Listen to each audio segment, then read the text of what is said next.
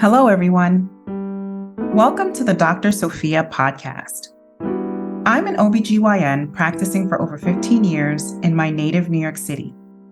And I love to help women learn about their bodies, empower them, and embrace themselves. On this podcast, we will talk openly and with heart about all things affecting women, from pregnancy, menopause, periods, sexual health, fertility, and so much more. Disclaimer: this is general medical information based on my professional opinion and experience. For specific medical advice, please refer to your physician. Hi, everyone. It's me, Dr. Sophia, and welcome to the Dr. Sophia Podcast. On today's podcast, we are going to be talking about tampons. As always, I'm joined with my good friend and co-host, Touseef Mirza. Hi, everybody. So yes, we are going to be talking about Tampons. Yes, and tampon taboo. We called it that way because tampon gets a bad rap. And so we wanted to talk about not just about the tampon, but why it gets that negative connotation. So we're just going to be looking at different aspects of the tampon. So I guess the first, before even talking about what we think about tampons or our experience with it, what is actually a tampon? How would you describe that? It is a small ball of cotton. It's very tightly wound, and you place into the vagina during the time of menses in order to collect menstrual blood. And as the blood flows, it then expands and holds on to the blood. And really what it's doing is, because it's there, it blocks or stops the blood from getting all the way down so that you don't have a whole messy scene, so to speak. But yeah, no, the point of the tampon is to collect menstrual blood in a more, discreet way, perhaps. Basically, the blood is not even coming out of your vagina. It doesn't really come out of your vagina for the most part. Right. And then it's only when you remove the tampon, do you remove the tampon with the blood that's collected in it. And then you would then put in a new one or, what have you during the time of your menstrual cycle, of the blood flow during your period. So when was the first time that you found out about the tampon or had an experience with the tampon? Oh my God. So here I am, me, the ObGyn. Okay. I was 10. Okay. And oddly enough, I actually went to a male friend's house. I went to use the bathroom. We'd been doing our homework or what have you. And I went to use the bathroom and I saw this box in the bathroom and I was like, oh, what is this thing?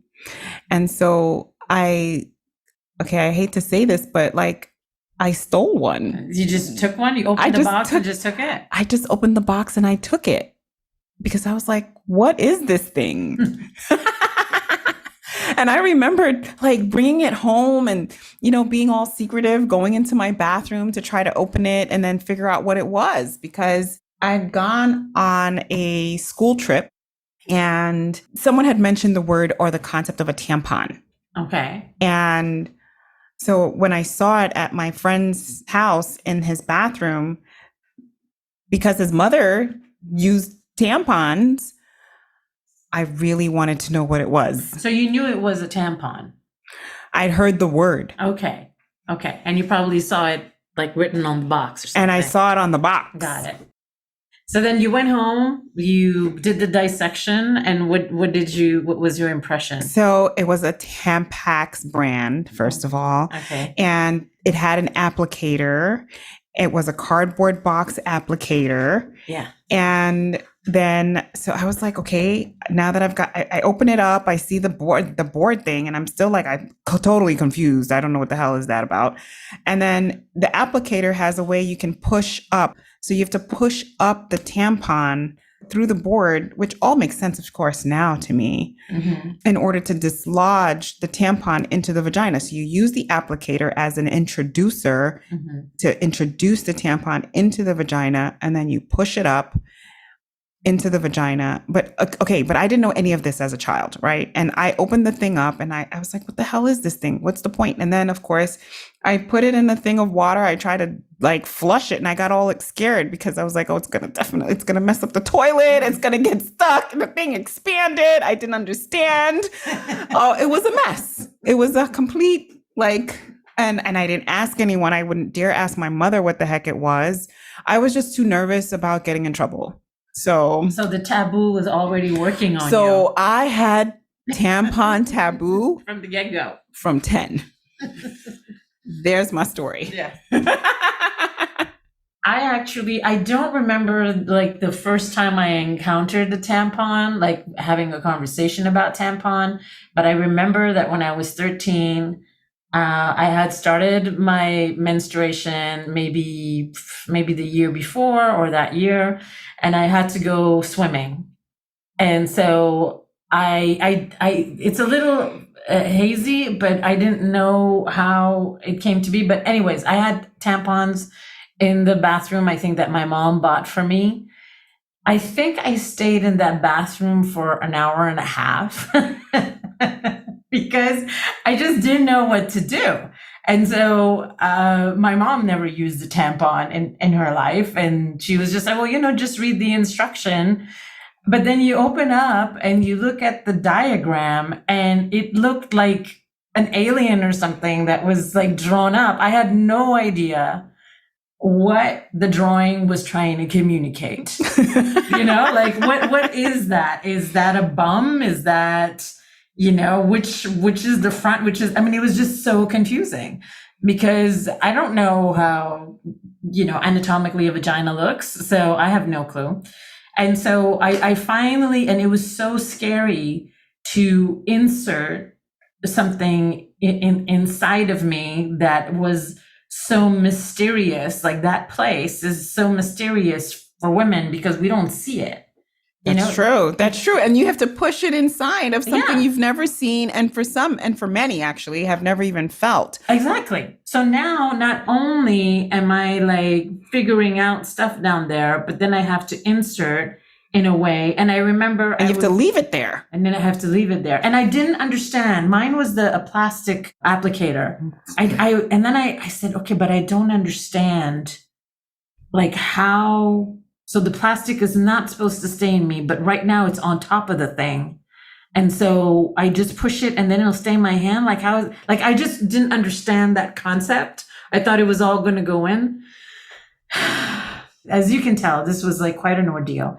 And so one of the biggest things also was, what angle do I put it in?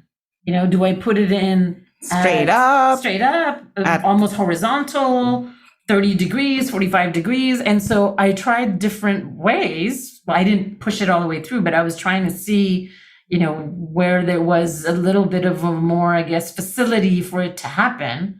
And I remember at a certain point I said, oh, now it's going. But I was mortified. I was just like, oh my God, it's actually in, like that concept. I was just like, it's in me. And so put it in, and then the applicator, when I pushed it through, magically stayed in my hand. I had no idea. And then there was only a string left. And then I got scared because I pulled a little bit on. I was like, oh no, maybe it's going to be stuck there forever because I put it too far. Now there was another problem.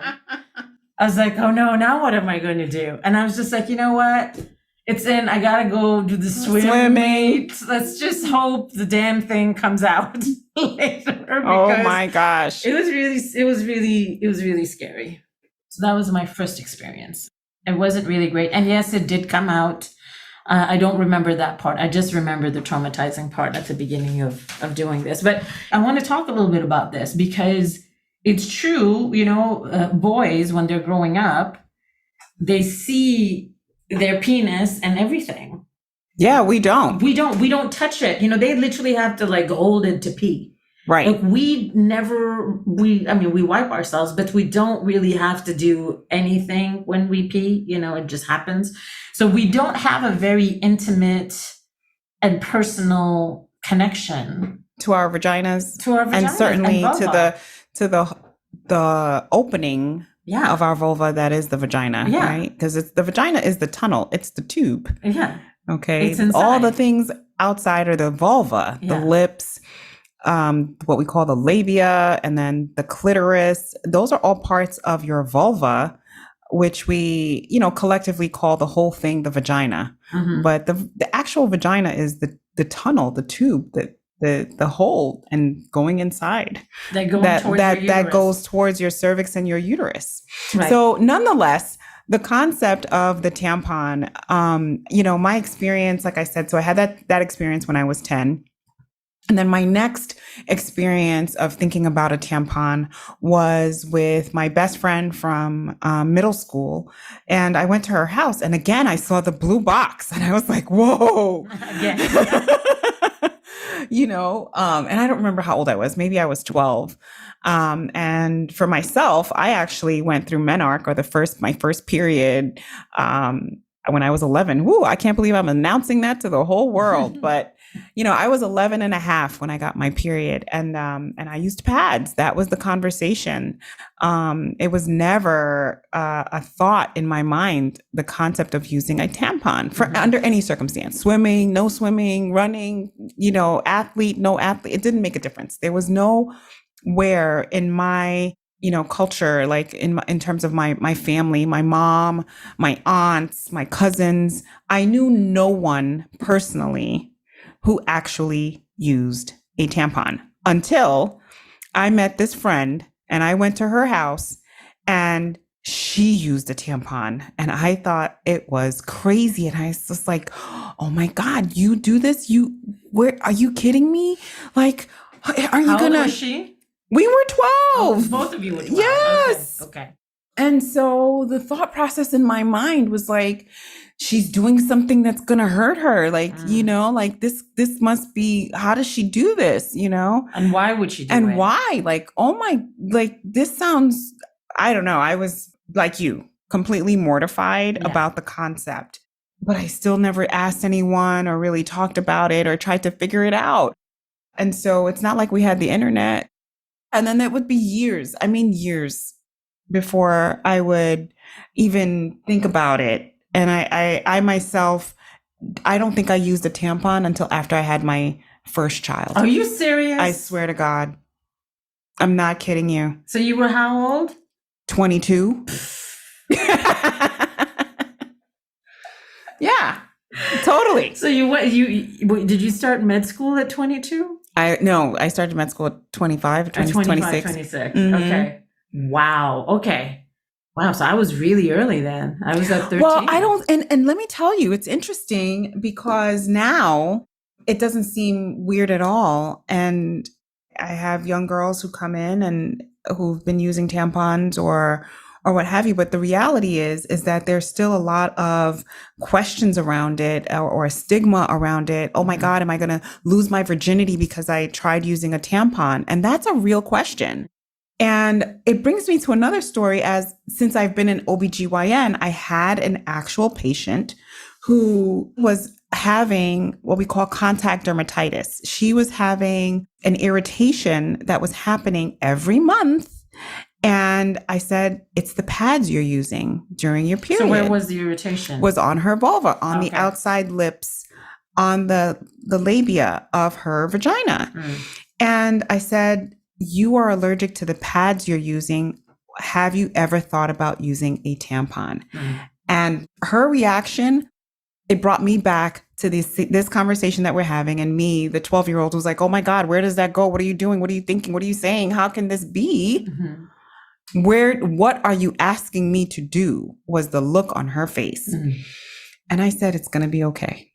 I'm telling you, it's going to be okay. And this is a woman, I want to say she must have been like 27 or 28 years old. Okay. And this was going to be the first time that she uses a tampon. And she said, but doctor, I really feel uncomfortable I've never tried this before. And it's not because it's not even to say that this was a virgin. It's not a woman who'd never had sex before, but still felt very uncomfortable inserting the tampon. And I said, come back and I'll show you how to do it. And that's exactly what we did. She came back, and, I said, I'm here. We're going to talk about it. I want you to feel all of your parts and know that this is okay. And then we went through the process of how to insert the tampon and the string and how it comes out and all of the things. But I felt a sense of really like a sister, going through that with her. And it was a feeling that I wish I had. I wish somebody had actually said, okay, I'm going to walk you through this process. So I'm really excited about this topic. Yeah, I think that we're kind of left to our own devices, right? And it's such a mysterious place when you're 13 down there, so you don't really know what to expect, and so that's why it's scary. Yes, and I think actually, especially for women, well, many women, I should say, don't necessarily, like touch their bodies or get comfortable with their bodies and all of their parts, and perhaps they've never masturbated or, done things to really understand their genitalia. And so the introduction of a tampon can be quite jarring.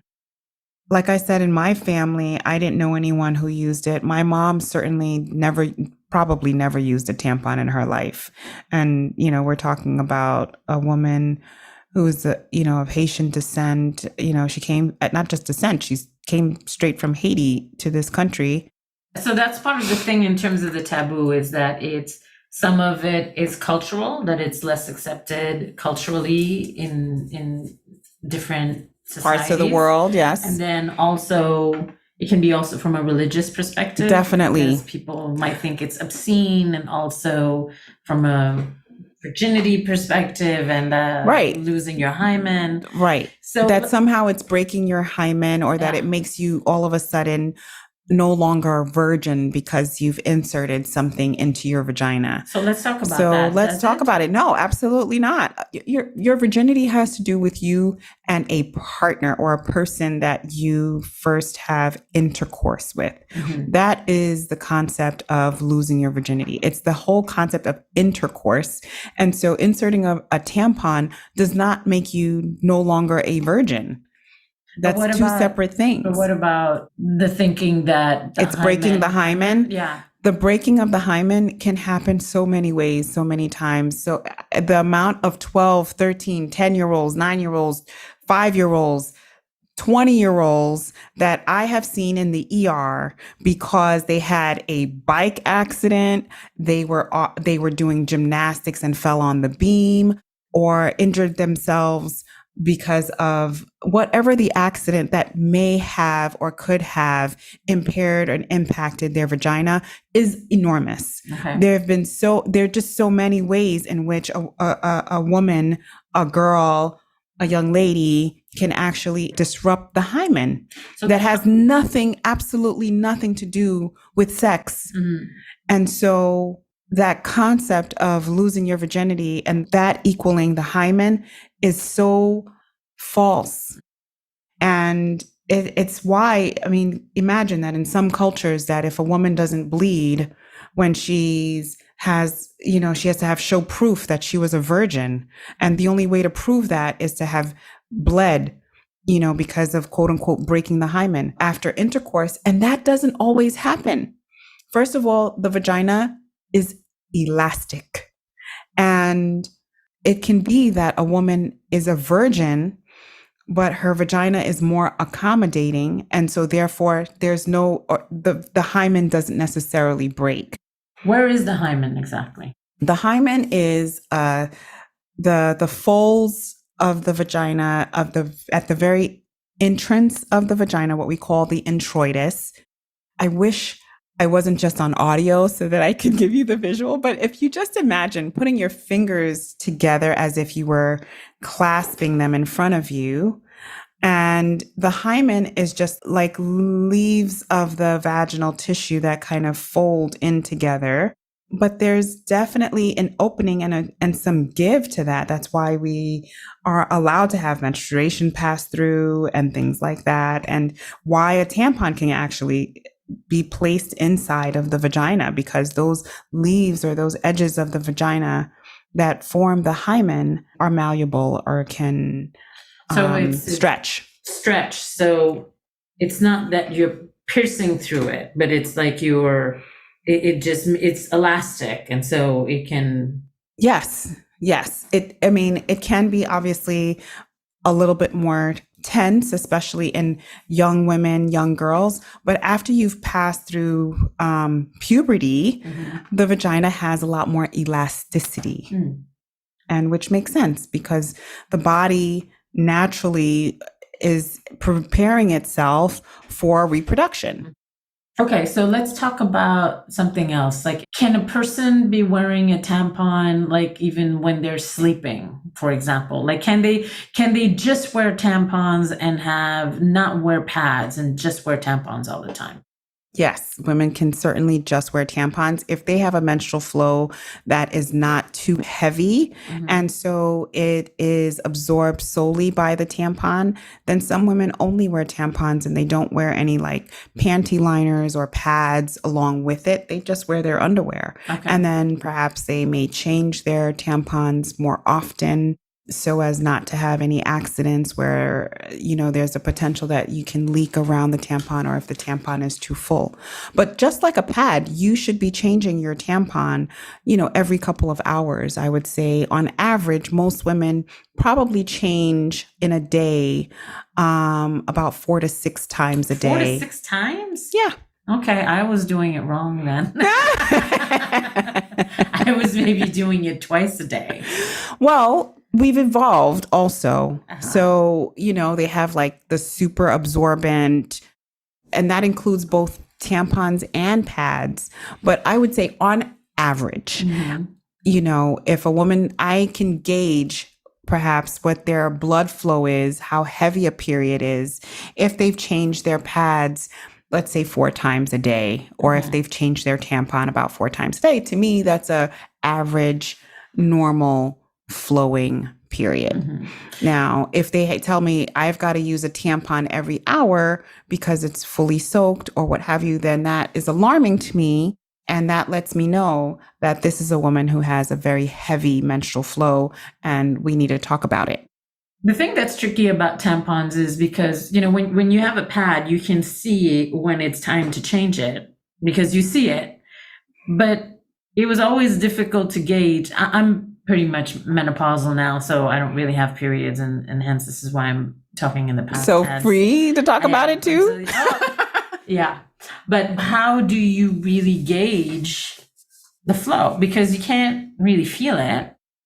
So other interesting point about a tampon, and I think this is a very good point to make, that once it's in place inside of the vagina, you do not feel it.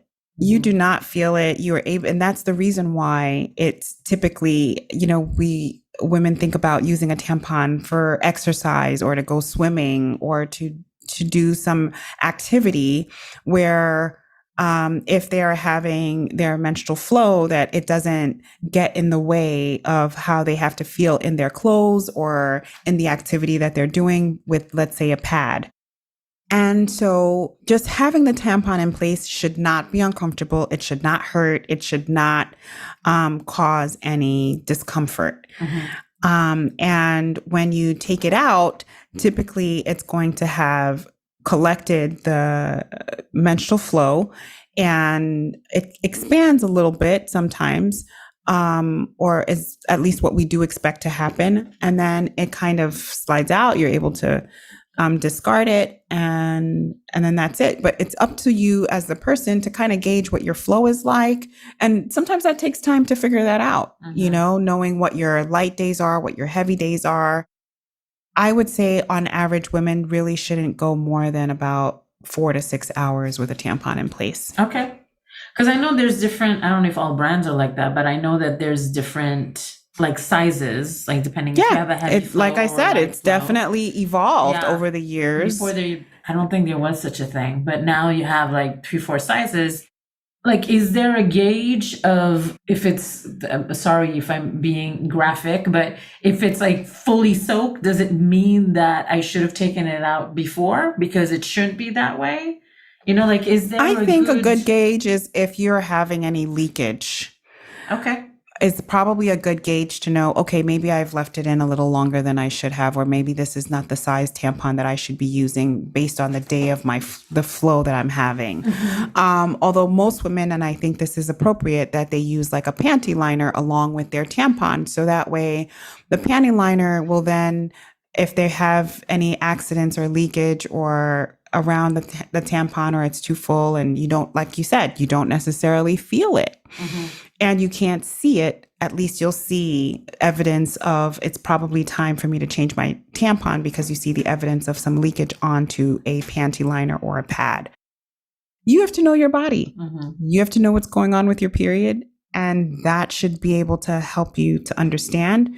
If not, for some women, you know, they can be a little bit more nervous and say every single time they use the bathroom, they want to change the same way that they change their pads. I know women who, you know, every time they go to urinate, they change their pads just because they feel like it's more sanitary, or that it's, you know, whether it's soaked or not.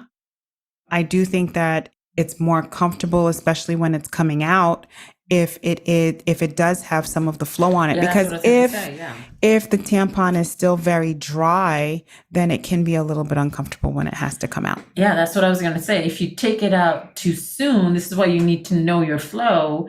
It almost feels a little bit, not abrasive, but you feel it rubbing against the walls. And it's not when you're taking it out. Yeah, it's not a very good sensation. Is that bad for the inner walls of the vagina when that happens? I would say for the most part, no, because we have our own secretions and lubrication around the vagina, and the young vagina is elastic. You know, it has what we call rugae, and this is what estrogen is doing to our vagina. It's what that major hormone that makes us women, and it works very well on the vagina in terms of lubrication and in terms of the elasticity of the vagina. And so our vaginas are meant to be able to withstand even the putting in and out of a tampon, for example. And even if that tampon expands because of menstrual flow, or if it expands or is dry when it's coming out. Though I will say that if it's too dry or gets stuck along the walls, you can have small abrasions that can happen on the vaginal walls, because as it was coming out, it had made small tears in the walls or the lining of the vagina. So that is a real thing that can happen.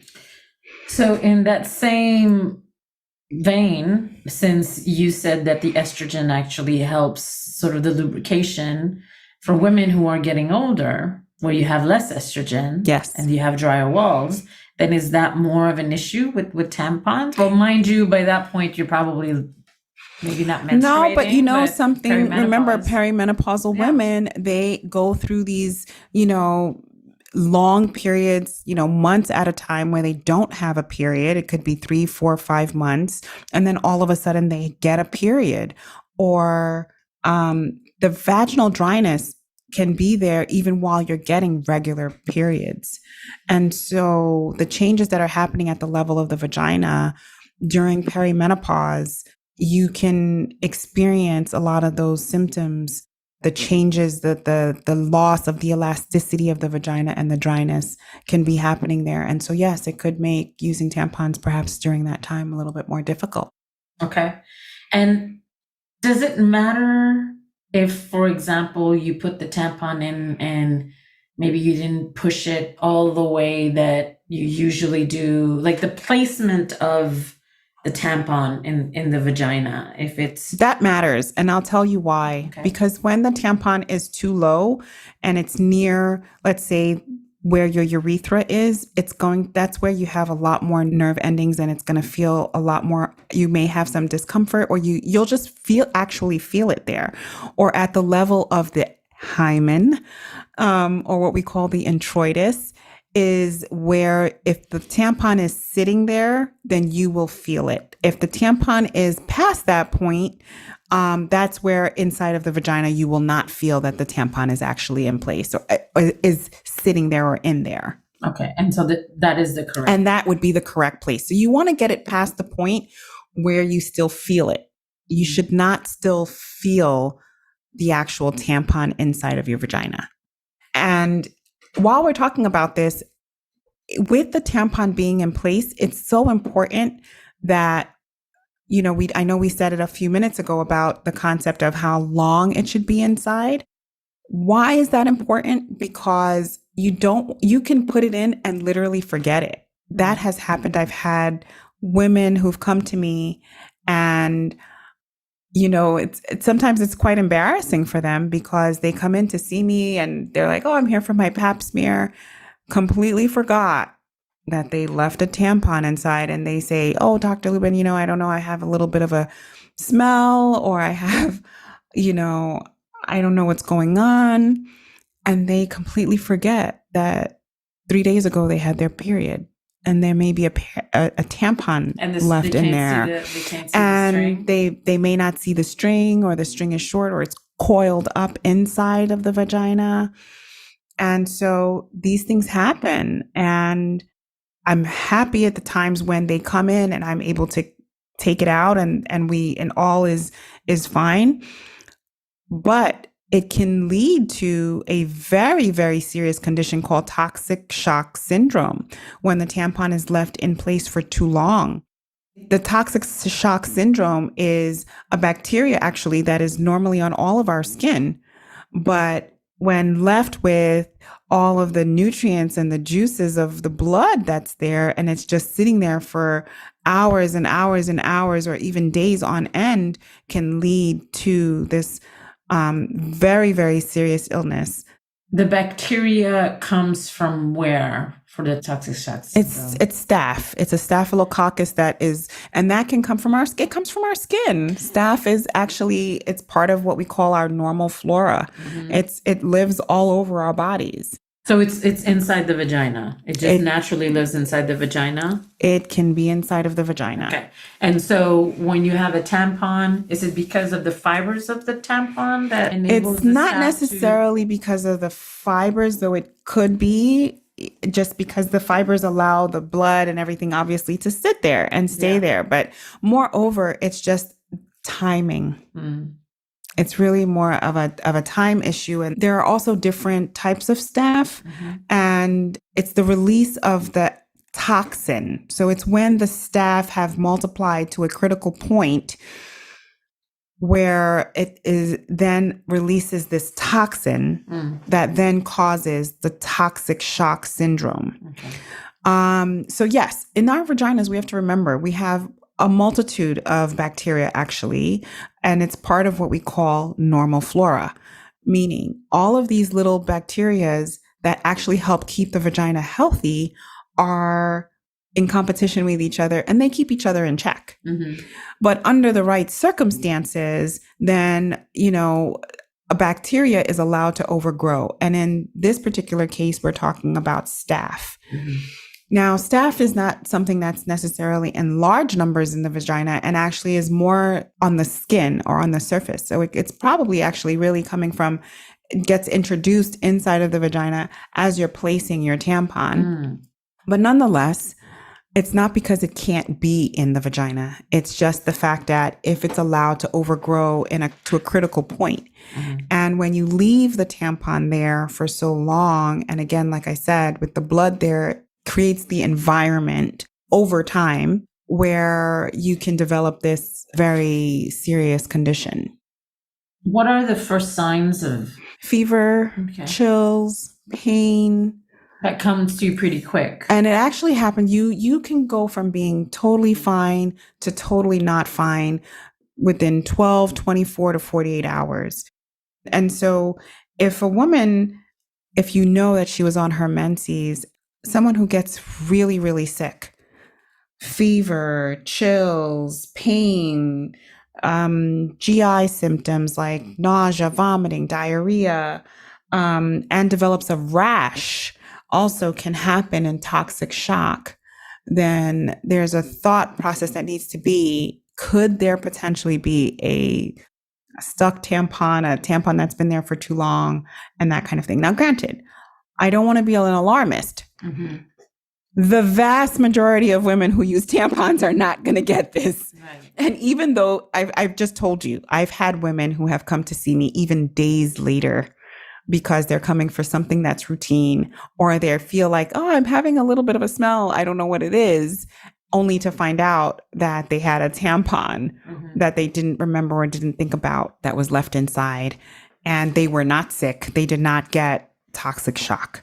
So I don't want to make it seem as if, oh my God, this is exactly why no one should ever use a tampon, you know, but it's definitely a part of why we have tampon taboo, right? It's the fact that it could be considered as unsafe.